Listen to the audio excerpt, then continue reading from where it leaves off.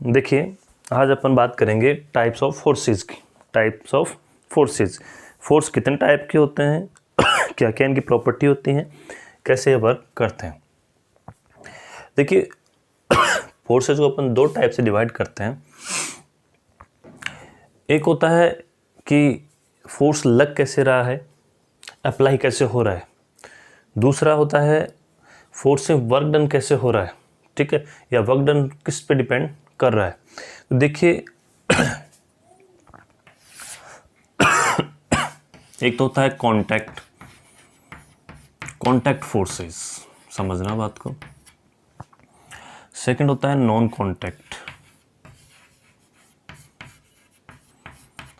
Contact forces. नाम से clear है कि कांटेक्ट फोर्स ऐसा फोर्स जो सरफेस के कांटेक्ट में आने पर लगे, ठीक है, या कहीं पर टच होने पर लगे, ठीक है। ऐसा फोर्स जो कांटेक्ट में या टच होने पर लगे उसे क्या बोलेंगे, कांटेक्ट फोर्स, ठीक है। नॉन कांटेक्ट से क्लियर है कि ऐसा फोर्स जिसमें टच आने की जरूरत ही नहीं है, जिसको कांटेक्ट होने की जरूरत ही नहीं है, बिना टच हुए ही क्या लग जाए, फोर्स लग जाए, वो क्या होता है, नॉन कांटेक्ट फोर्स। देखिए, कांटेक्ट फोर्स क्या होता है, नॉर्मल जो फोर्स होता है इसका धक्का लगाना है, ये कौन सा फोर्स है, कांटेक्ट फोर्स, ठीक है। किसी को खींचना है तो पकड़ के खींचेंगे, ऐसे थोड़ी खींच सकते हैं कि जैसे मान लो कुछ भी है ऐसे ही पकड़ के आ जा, ऐसे थोड़ी कर सकते हैं। आ सकता है कैसे, कुछ नॉर्मली नहीं आ सकता, ठीक है, जादू के अलावा। तो ऐसे फोर्स जिनमें ऑब्जेक्ट को टच करना पड़े वो फोर्स क्या होता है, कांटेक्ट फोर्स। कांटेक्ट फोर्स का एग्जांपल देखिए, टेंशन जो रस्सी में या तार में होती है, ठीक है। एयर फोर्स, एयर में जो लगता है वो एयर फोर्स, ठीक है। जैसे एरोप्लेन जाता है या फिर रॉकेट जाता है तो एयर और एरोप्लेन की सरफेस के बीच में क्या लगता है, एयर फोर्स लगता है, ठीक है, एयर के कांटेक्ट, ठीक है। इसके अलावा है फ्रिक्शन फोर्स। बेसिकली अपने को फ्रिक्शन फोर्स पढ़ना है, और फ्रिक्शन फोर्स पढ़ाने से पहले ही मैंने आपको ये टाइप्स ऑफ फोर्स बताए हैं कि आपको जानना जरूरी है कि फ्रिक्शन किस टाइप का फोर्स है। फ्रिक्शन दो सरफेस के बीच में लगने वाला फोर्स है जो मोशन को क्या करता है, अपोज करता है। इसके बारे में अपन बाद में बात करेंगे, अभी के लिए इतना समझेंगे कि फ्रिक्शन क्या है, कांटेक्ट फोर्स है। सर अब नॉन कांटेक्ट फोर्स कौन से होते हैं, नॉन कांटेक्ट फोर्स होते हैं ग्रेविटेशनल फोर्स।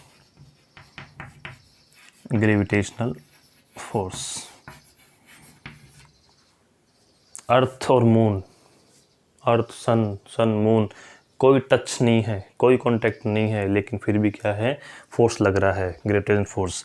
मैग्नेटिक फोर्स,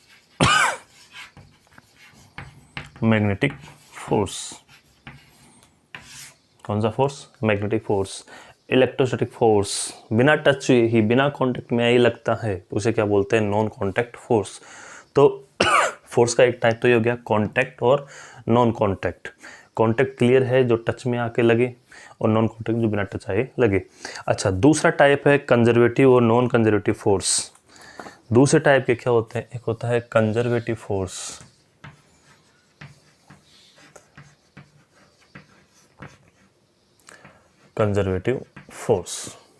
ठीक है। इसका मैं थोड़ा सा डिटेल से आपको बता देता हूँ। कंजर्वेटिव और नॉन कंजर्वेटिव, दूसरे टाइप के फोर्स होते हैं कंजर्वेटिव और non conservative.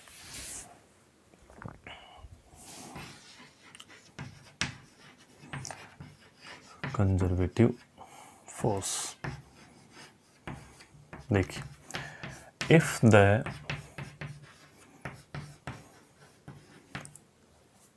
amount of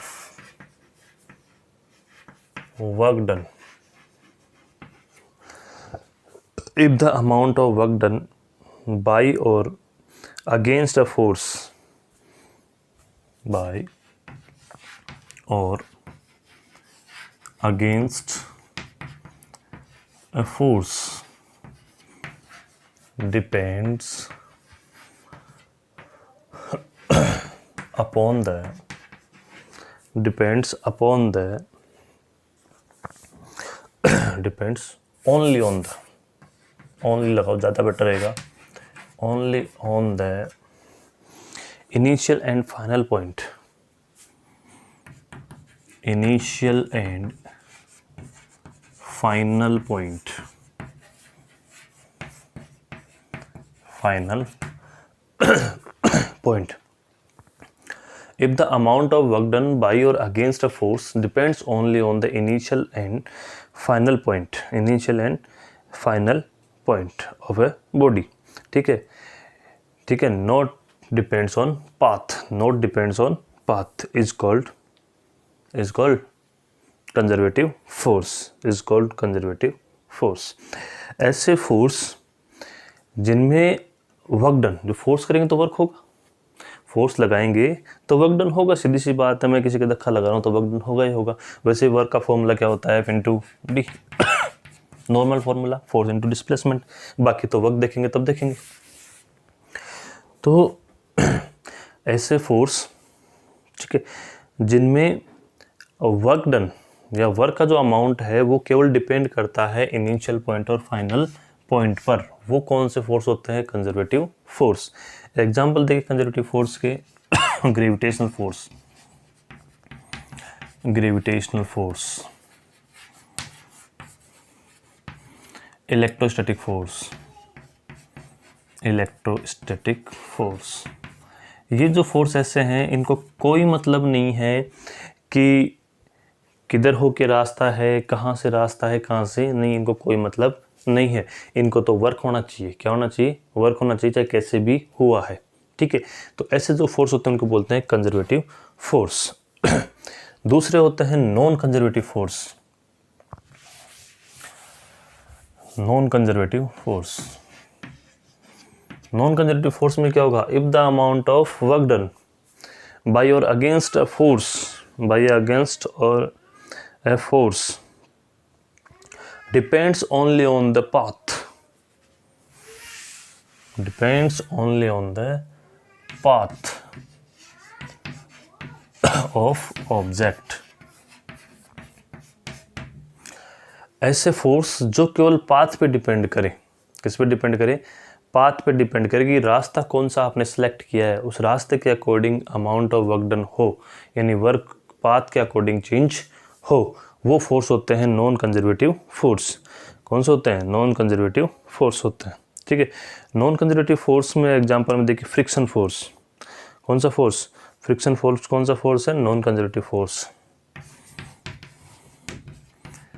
friction force.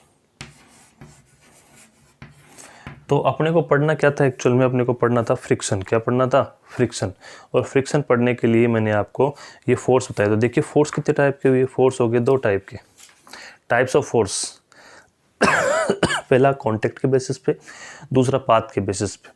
Contact के बेसिस पे दो टाइप के, कांटेक्ट और नॉन कांटेक्ट। पाथ के बेसिस पे कंजर्वेटिव और नॉन कंजर्वेटिव, ठीक है। अब देखिए कोई के फ्रिक्शन फोर्स कौन सा फोर्स है, फ्रिक्शन फोर्स है कांटेक्ट फोर्स एंड कौन सा, non conservative force, non conservative force. Clear मामला। तो ये है फोर्स। अगेन रिपीट कर रहा हूँ, फोर्स हैं वो कितने टाइप्स ऑफ फोर्सेस, कांटेक्ट और नॉन कांटेक्ट, ठीक है, कंजर्वेटिव और नॉन कंजर्वेटिव। अब बात करते हैं अपन फ्रिक्शन की।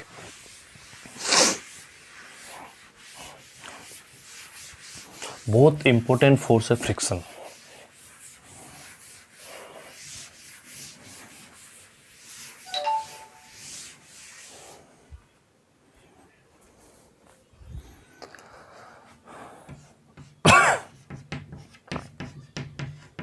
फ्रिक्शन फोर्स, ठीक है। एक बार देखिए, ये सरफेस है, समझना, ये अपना ऑब्जेक्ट है, कोई भी पार्टिकल ऑब्जेक्ट जिसका मास कितना है m। अगर ये इधर मूव कर रहा है या इस पे इधर फोर्स लग रहा है, इधर फोर्स लगेगा तो इधर मूव करेगा, यानी वेलोसिटी इधर होगी।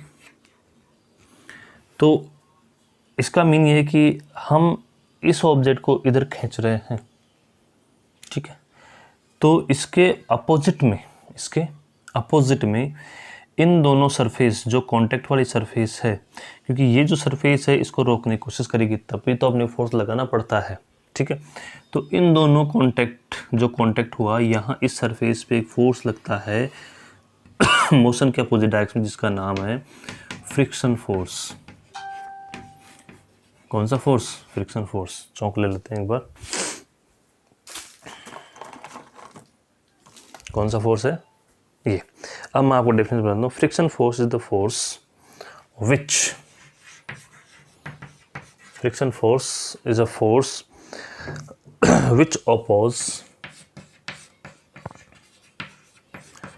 which oppose